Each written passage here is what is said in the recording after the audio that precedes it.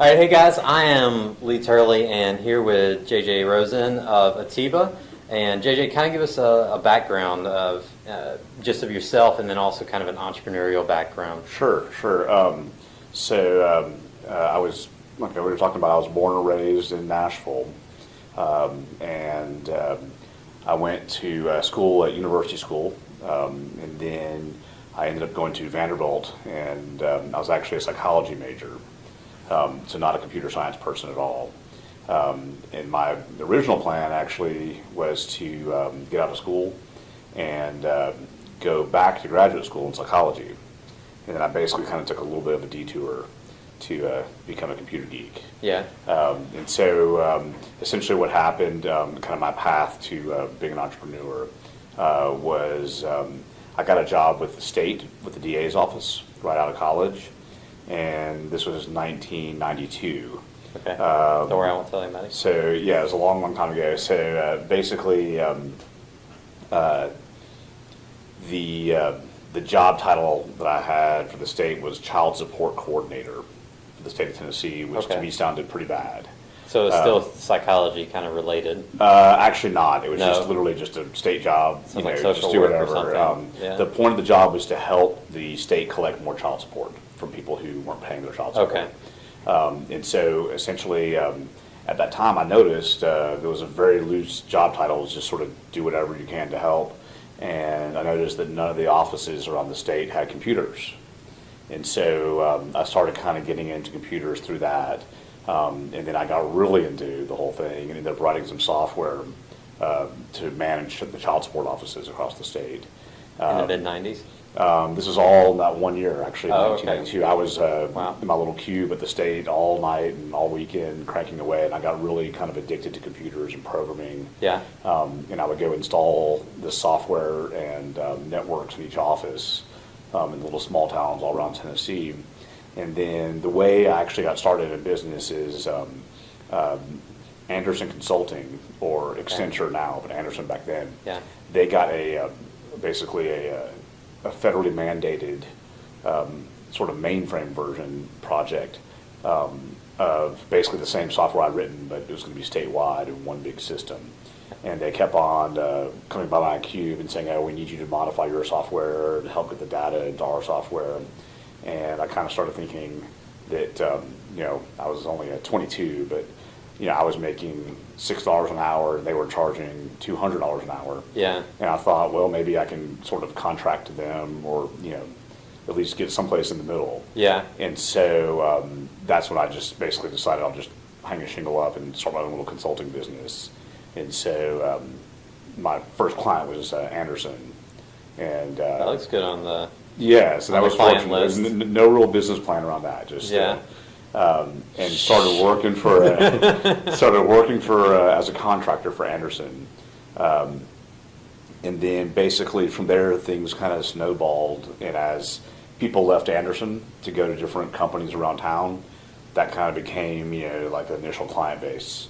And I slowly started hiring people, and just one step at a time, been sort of doing the same thing ever since. Wow. So, I mean, it's been, so it's been Atiba the whole time, essentially. I mean, I'm sure you kind of pivoted here and there. Yeah. The first few years, it was just me. And before the internet came along, there was, instead of like a web developer or a designer, you were like a computer consultant.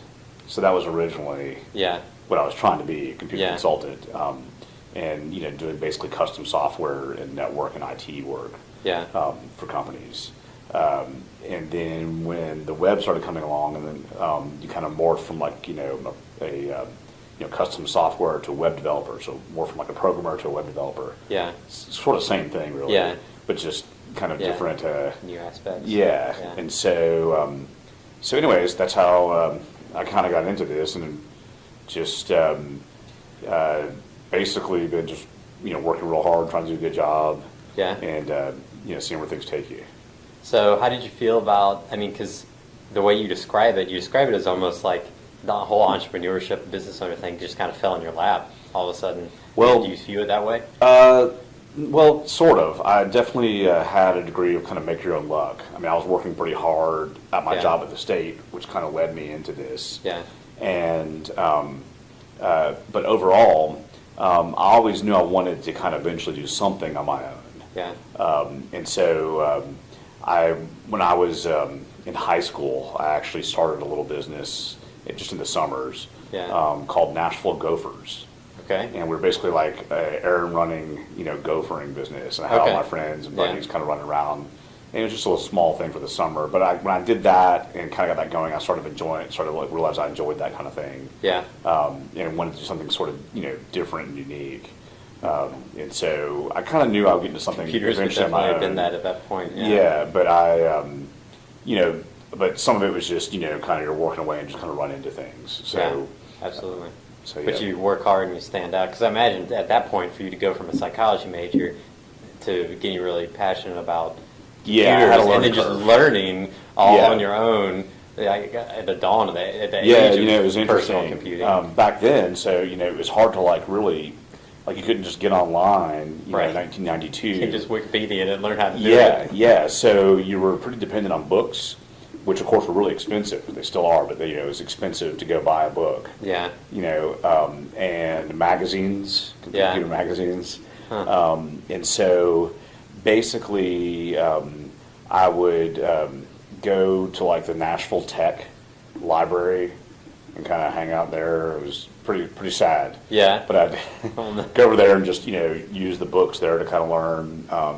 And then a lot of computer stuff is a matter I always kind of thought I wasn't a natural computer geek in high school or anything. And, Yeah. I wasn't a math genius or anything like that. But a lot of it I find it's learnable. You just have to stick with it. Yeah. And if you can just get past that first couple of months, you're there's no way I can do this. For most people, if you can just get past that, it'll click.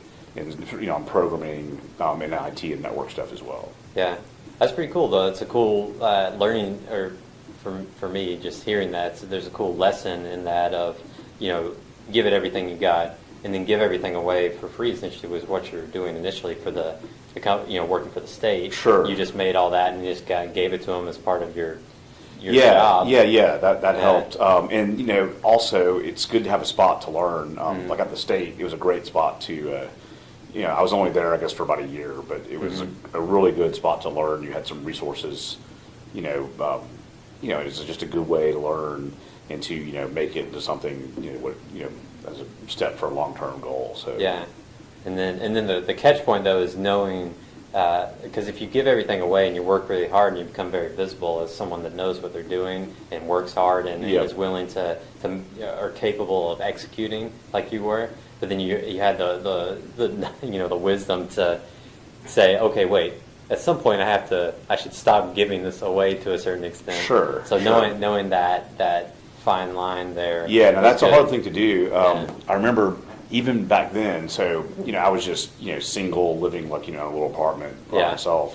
So I kind of figured when I quit my job, my real job to have your own business, I sort of thought, I was a little worried about it even then. Yeah. But in the back of my mind, I thought, well, worst case, I could wait tables and Yeah. at least pay the bills. Yeah. And that also helped. I kind of figured I didn't have a lot to lose. And I had a plan B, I was going to go back to school if all Yeah. else failed. But I remember I talked to a friend of mine who had just started a business. His name is Bob, and he had opened up Bongo Java, Okay. the coffee house across from Belmont. And he, had a normal job. Before that, he was a writer for a local paper. Oh, cool. And so, Yeah, but had no experience in, restaurants or anything like that, really Yeah. at all. And so I was talking to him because I was trying to decide, what I should if I should jump ship and and do this. And he was like, worst case, I figure, I'll lose some money and I can just always go get another job. Just, I can worst case, I can go get another job, just Yeah. a regular job. And so when he mentioned that to me, I kind of thought, it'll be okay. Yeah. I'll worst case, I'll just go look for another job and Yeah, keep can on always going make like I ends was. meet. Yeah. Did you already have Anderson on as an official client before you quit? Basically, I was pretty transparent. That's one thing I think is helpful in like business type stuff. I told my boss, that's kind of my idea. I said, Yeah. it's possible I can do this, and he was actually real supportive. He said, this would be a good thing. He said, you know what, if you want to, actually I'll leave this position open for a little bit if you want to come back to it, if it doesn't Oh, work. wow. That's cool. So I resigned, and then I called, it was actually the partner at Anderson. It was fairly intimidating because I was like this little kid. And I said, hey, by the way, I've, left, and I've decided to start my own consulting company, and, hopefully we can work together. And at first, he basically said, we don't want to do that actually. We'd rather just, hire you as an employee. Okay. And I basically said, I don't know that I would fit in. I don't wear a jacket and tie all the time. And so finally he just said, fine, like we need your help. So just, I didn't want to gouge them or anything. It was just a matter of kind of getting started. But getting that one client definitely is a key thing. It's hard to start something with no clients at all. So I think having that off the bat is something that was pretty helpful to me.